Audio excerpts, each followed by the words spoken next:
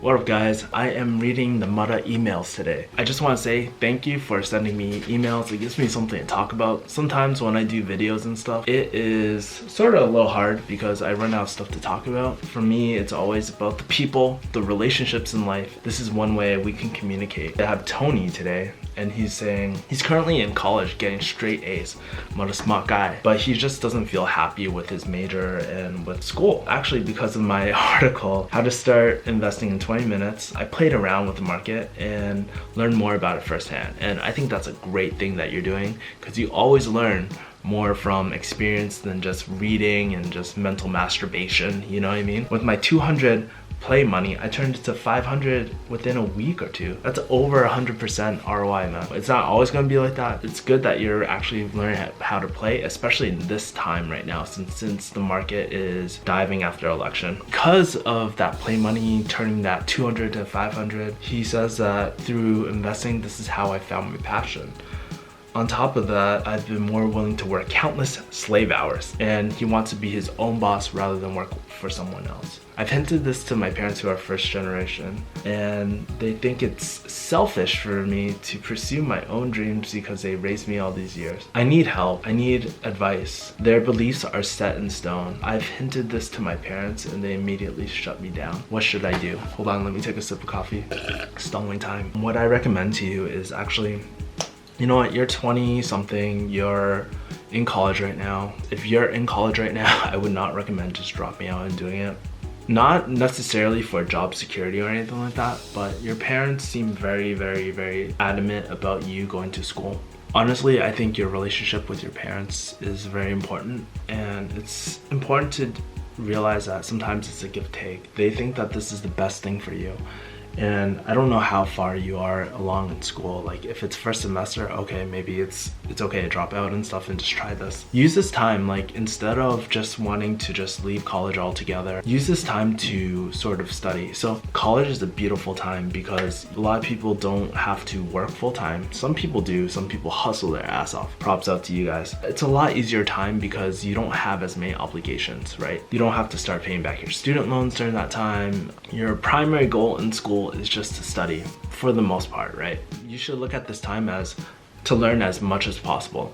And if this truly is your passion, just like how refugee hustle, personal development, copywriting, all this entrepreneurship is like sort of my passion, I think it's a good time to just learn as much as you can and find mentors, learn from them, learn how to make your passion a reality.